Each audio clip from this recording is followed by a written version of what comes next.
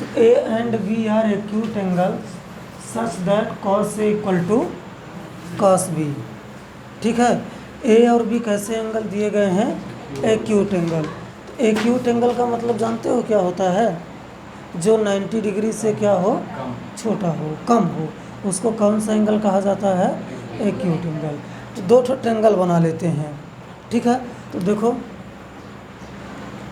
एक ट्रायंगल ये हो गया,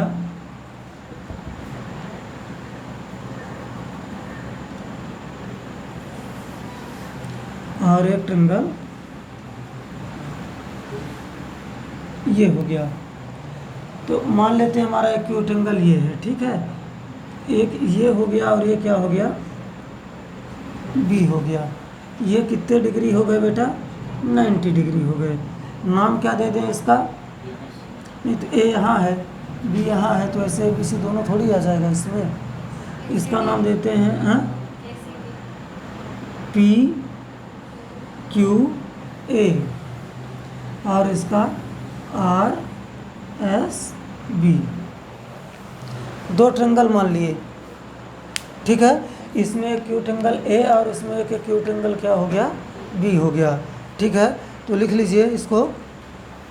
लेट अस कंसीडर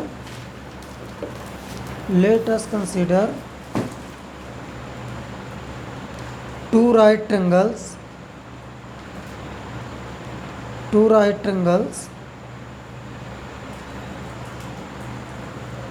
PQA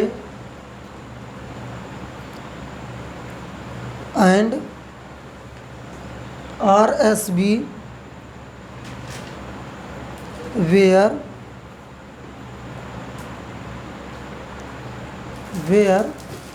क्या दिया गया है?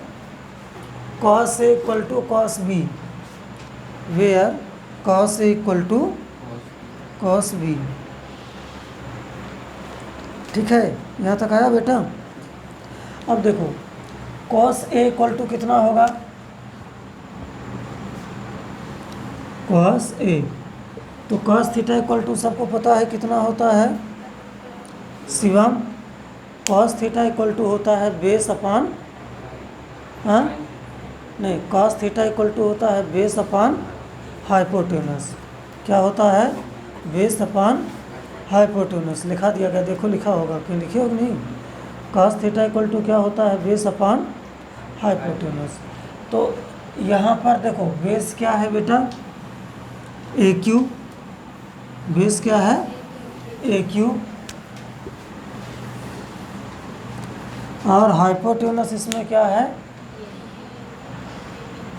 ए पी या पी ए, ये हो गया, ठीक है। और फिर cos B इक्वल टू कितना हो जाएगा?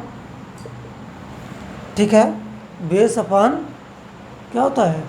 हाइपोटेनस। तो बेस यहाँ क्या है? BS अपान RB बन जाएगा यहाँ तक, BS अपान RB, ठीक है। अब यहाँ ये ध्यान देना कि cos A equal to cos B, since cos A equal to cos B, तो cos A की वैल्यू कितना है? AQ upon PA equal to BS upon RB। BS upon कितना हो गया? RB हो गया। कोई समस्या यहाँ तक? जब यहाँ तक कोई समस्या नहीं है तो इसको ऐसा लिख सकते हैं बेटा, AQ अपान ये जो BS यहाँ लिखा हुआ है इसको यहाँ लिख दें, तो AQ अपान कितना हो गया? BS इक्वल टू PA को यहाँ लिख दें, तो PA अपान ये कितना हो गया? RB। PA अपान RB। यहाँ तक किसी को कोई समस्या?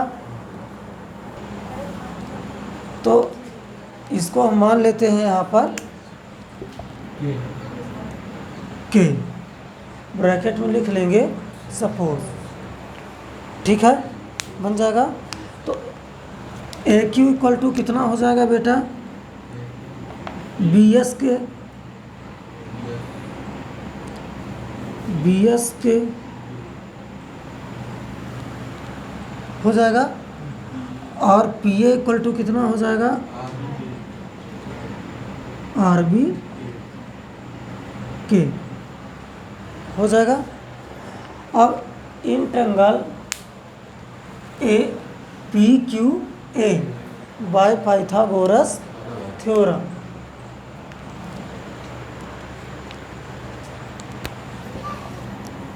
Integral P Q A by Pythagoras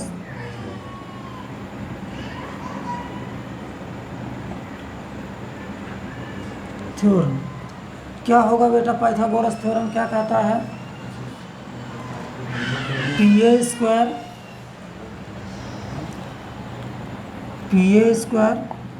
equal to P Q square plus Q A square, P Q square A Q square, A Q, ये कौन से थ्योरम से आ गया, पाइथागोरस थ्योरम से। कोई समस्या यहाँ तक, ठीक है। अब यहाँ ये देखो क्या निकला है बेटा, ए Q upon B S, A Q निकल गया, देखो ए क्यू और यहाँ क्या है पी ए क्यू और पी ए। अब पी क्यू बच रहा है तो यहाँ से क्या निकाल लेंगे बेटा हम लोग, पी क्यू, क्या निकालेंगे, पी क्यू। तो पी क्यू स्क्वायर बराबर कितना हो जाएगा, ये इधर आ जाएगा, तो P A square minus A Q square. तो अब ये देखो पी क्यू स्क्वायर बराबर पी ए, तो पी ए बराबर आर बी इंटू के, क्या लिखा है, आर बी इंटू के। तो दोनों का क्या हो जाएगा बेटा, ये स्क्वायर हो जाएगा, ठीक है, बन जाएगा। ये क्या हो जाएगा, P A R B square के स्क्वायर माइनस ए क्यू कितना दिया है, बी एस के, तो ये हो जाएगा बी एस स्क्वायर के स्क्वायर। तो पी क्यू बराबर इधर अंडर रूट लग जाएगा, ठीक है, दोनों में के स्क्वायर है तो के स्क्वायर कॉमन ले लेंगे, के स्क्वायर, तो क्या आ जाएगा यहाँ, R B square minus B S square. अब ये के स्क्वायर रूट के बाहर आ जाएगा, तो ये क्या होगा, K under root R B square minus B S square. अब ये मन में सोच चल रहा होगा कि के स्क्वायर को तो बाहर निकाल लिए रूट के, स्क्वायर यहाँ भी लगा है तो यहाँ क्यों नहीं निकाले, तो क्योंकि ये के का स्क्वायर है और इसमें अलग अलग स्क्वायर है, होल स्क्वायर होता तो निकल जाता, ठीक है। अब पी क्यू निकल गया, अब पाइथागोरस किस में लगा देंगे बेटा, हाँ, तो इसमें जब पाइथागोरस लगाएंगे आर एस बी, ठीक है, किस ट्रायंगल में, R S B, in triangle R S B by पाइथा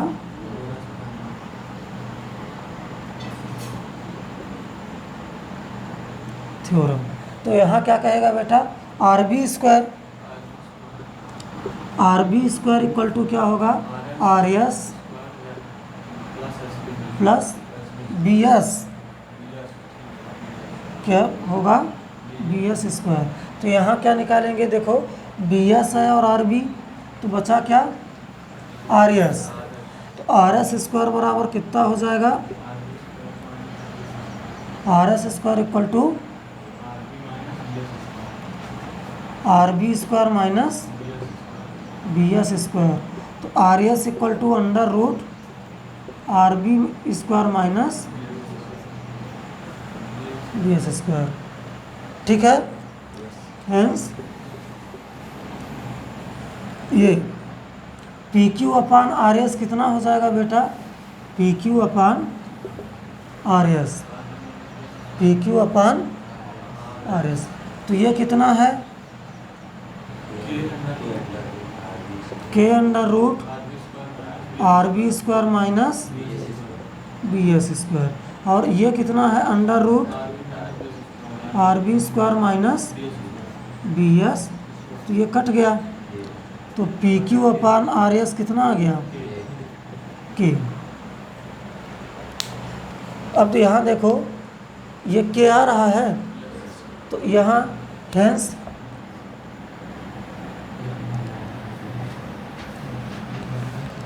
A Q upon B S P A upon R B equal to P Q अपान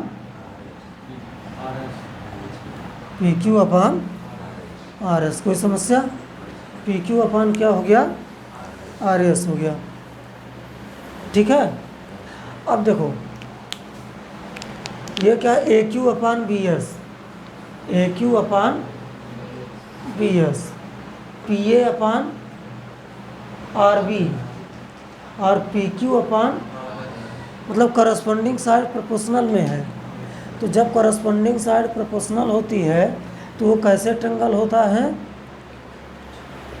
कैसे ट्रायंगल होते हैं, जब करस्पॉन्डिंग साइड प्रोपोर्शनल होती है तो वो ट्रायंगल जो होते हैं सिमिलर होते हैं। Hence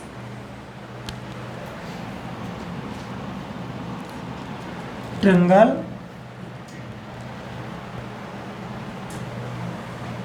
P Q A and triangle R S B are similar, are लिख लेंगे similar.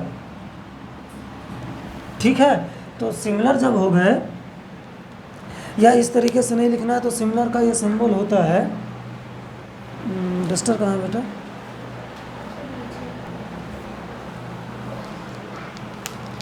Triangle P Q a similar, similar का ये सिंबल होता है। ठीक बेटा, ट्रायंगल आर एस बी। अब सिमिलर ट्रायंगल के एंगल क्या होते हैं, इक्वल होते हैं। सिमिलर ट्रायंगल के एंगल क्या होते हैं, इक्वल होते हैं। Hence angle A equal to angle B, A किसके बराबर होगा, बी के। ठीक है, कोई समस्या इसमें, देखो क्वेश्चन क्या दिया था, if angle A and angle B are acute angle such that cos A equal to cos, then show that angle A equal to angle B। तो हम लोग दो ट्रायंगल मान लिए, कौन सा ट्रायंगल माने, पी क्यू ए और आर एस बी, जिसमें क्या है, ए और बी क्या हैं, एक्यूट एंगल हैं। अब हमको क्या प्रूव करना है कि ए और बी क्या हैं, इक्वल हैं। तो क्या किए, सबसे पहले कॉस ए, तो कॉस ए इक्वल टू कितना होता है, बेस अपान हाइपोटेन्यूस। तो इस देखो ये एंगल है, तो इसके सामने जो होगा वो क्या कहलाएगा, परपेंडिकुलर, और ये क्या कहलाएगा, और जो 90 डिग्री के सामने है वो क्या कहलाता है, हाइपोटेन्यूस। तो कॉस ए इक्वल टू क्या होता है, बेस अपान, तो बेस यहाँ क्या है, ए क्यू, और हाइपोटेन्यूस क्या है, पी ए है। तो ये हो गया A Q upon P A. Similarly cos B equal to क्या हो गया, B S upon R B. अब यहाँ दिया गया है क्वेश्चन में कि कॉस ए और कॉस बी क्या है, इक्वल है, तो इसकी वैल्यू भी क्या होगी, तो ये लिख दिए A Q upon P A equal to B S upon R B. अब बी एस को यहाँ लिख दिए और पी ए को चेंज कर दिए, तो इक्वल टू इसको क्या मान लिया, कि यहाँ ब्रैकेट में लिख लेंगे सपोज। ठीक है, अब ए क्यू बराबर कितना हो गया बेटा, बी एस के, और पी ए बराबर कितना हो जाएगा, आर बी के। अब in triangle P Q A by Pythagoras theorem, तो पाइथागोरस थ्योरम क्या कहता है, हाइपोटेन्यूस का square equal to perpendicular square plus, तो यहाँ क्या है हाइपोटेन्यूस, पी ए, हाइपोटेन्यूस क्या है, पी ए, तो P A square equal to P Q square plus A Q square. तो पी क्यू स्क्वायर बराबर ये इधर आ गया तो माइनस में हो गया, ट्रांसपोज हो गया, तो P A square minus A Q square. तो ये अब यहाँ पी ए लिखा है तो पी ए इक्वल टू कितना, आर बी के, आर बी स्क्वायर के स्क्वायर और minus A Q equal to तो बी एस स्क्वायर के स्क्वायर। तो पी क्यू बराबर अंडर रूट लग गया और दोनों में के स्क्वायर था तो कॉमन आ गया। अब क्या बचा यहाँ, R B square minus B S square. तो ये के स्क्वायर जो स्क्वायर लगा था रूट के बाहर आया तो के आ गया, और ये R B square minus B S square. अब in triangle R S B by Pythagoras, तो यहाँ भी लगाएंगे hypotenuse square equal to perpendicular square plus, Pythagoras यही ना होता है शिवम। तो यहाँ हाइपोटेन्यूस क्या है, आर बी, तो R B square equal to R S square plus B S square. कोई समस्या। अब आर एस स्क्वायर तो ये इधर आ गया तो किस में हो गया, माइनस में हो गया, और ये स्क्वायर इधर चला गया तो रूट लग गया। अब देखो दोनों को डिवाइड कर दिए, किसको किसको, पी क्यू और आर एस को, तो P Q upon R S, तो पी क्यू की वैल्यू कितना है, इतना, और आर एस की वैल्यू इतना, तो ये दोनों कट गया, किसके बराबर आ गया, के की वैल्यू उठा के यहाँ रख दो, तो कितना आ जाएगा देखो, A Q upon B S equal to P A upon R B equal to k की वैल्यू क्या है, P Q upon R S. Hence triangle P Q A and triangle R S B are similar. दोनों कैसे हो गए, similar. और similar triangle की क्या होता है, जो ट्रायंगल सिमिलर हो जाए उसके करस्पॉन्डिंग एंगल क्या होते हैं, इक्वल होते हैं। तो एंगल ए के करस्पॉन्डिंग क्या है, एंगल बी, तो इसलिए therefore angle A equal to angle B. ठीक है, देखो क्या दिया है बेटा, कॉट थीटा इक्वल टू 7/8। ठीक है, तो इवेल्युएट हमको क्या क्या करना है, 1 प्लस साइन थीटा 1, इनकी वैल्यू निकालनी है। ठीक है, तो सबसे पहले एक ट्रायंगल मान लेते हैं, राइट एंगल। ठीक है, एक ट्रायंगल मान लो ए बी सी, ये 90 डिग्री हो गया। ठीक है, इसको मान लेते हैं थीटा, क्या मान लेते हैं, थीटा बन गया। तो क्या लिखेंगे, let A B C is a right angle triangle where angle B equal to 90 degree, इतना तो बन जाएगा, है ना। अब ये देखो कॉट थीटा इक्वल टू क्या दिया है बेटा, कॉट थीटा इक्वल टू 7/8। ठीक है, तो कॉट थीटा इक्वल टू क्या होता है,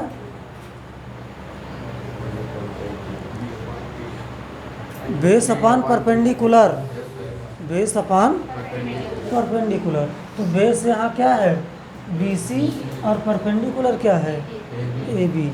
तो इसको लिख सकते हैं बी सी अपान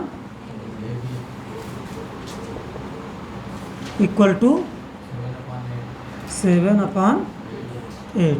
तो इसको बी सी इक्वल टू क्या मान लेते हैं, के, या इसको ऐसे लिख लें, B C upon 7 equal to A B upon 8 equal to K, where K is a good. तो बी सी इक्वल टू कितना हो जाएगा बेटा, बी सी इक्वल टू 7 के और ए बी इक्वल टू 8 के, बी सी इक्वल टू 7 के और ए बी इक्वल टू 8 के। ठीक है, कोई समस्या यहाँ नहीं हुई। अब क्या करेंगे, in triangle A B C by Pythagoras theorem, in triangle A B C by Pythagoras theorem. लिखेंगे इतना, in triangle A B C bye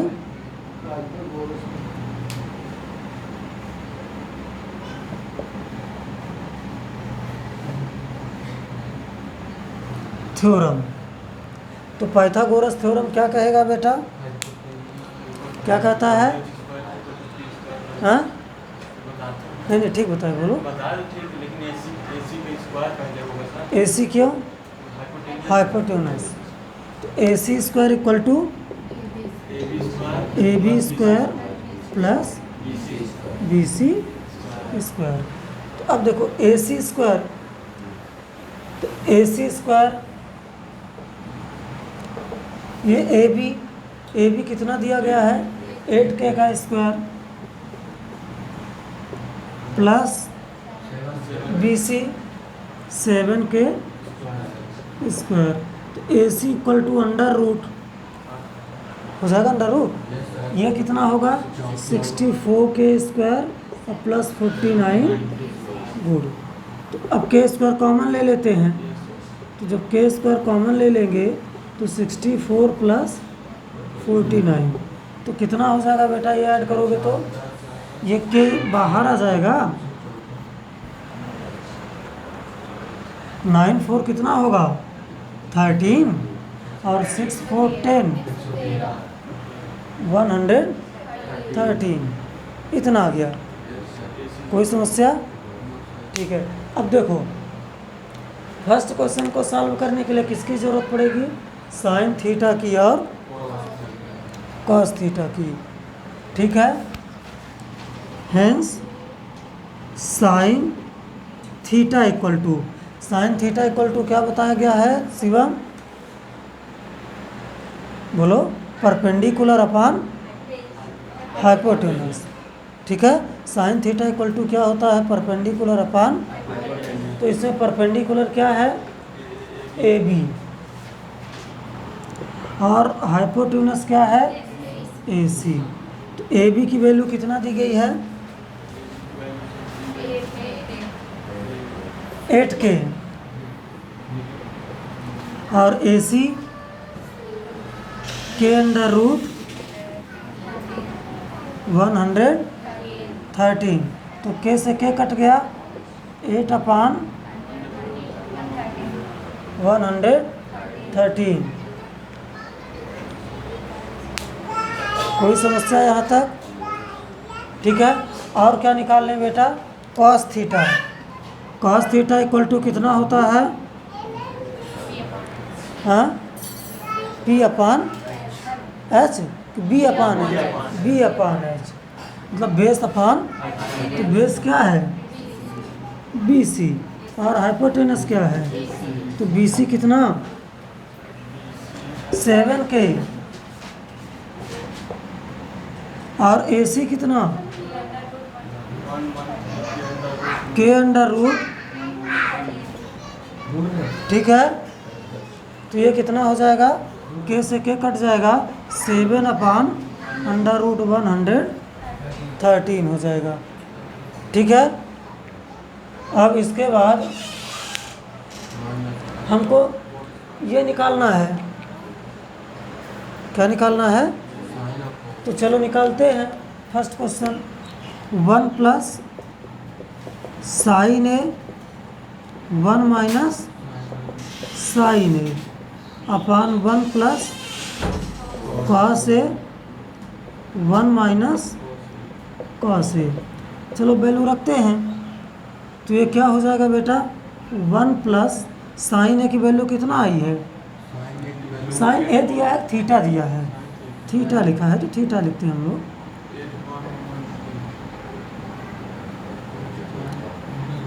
तो साइन थीटा कितना निकला 8/,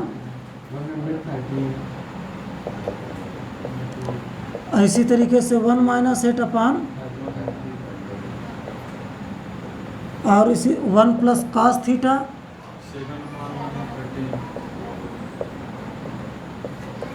और 1 माइनस 7/√। अब ये देखो ए प्लस बी ए माइनस, तो क्या हो जाएगा ए स्क्वायर माइनस बी स्क्वायर। तो ये देखो 1 का स्क्वायर 1 ही आएगा, अब माइनस बी स्क्वायर, तो 8 का स्क्वायर कितना होगा 64 अपॉन बी का मतलब इसका स्क्वायर कितना होगा 113 होगा। ठीक है।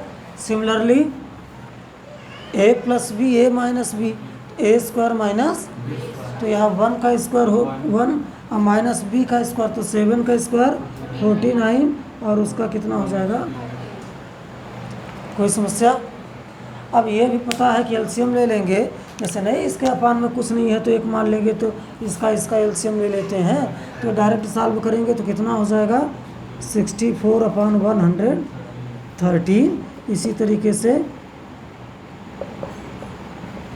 113, ये 113 से 113 कट गया।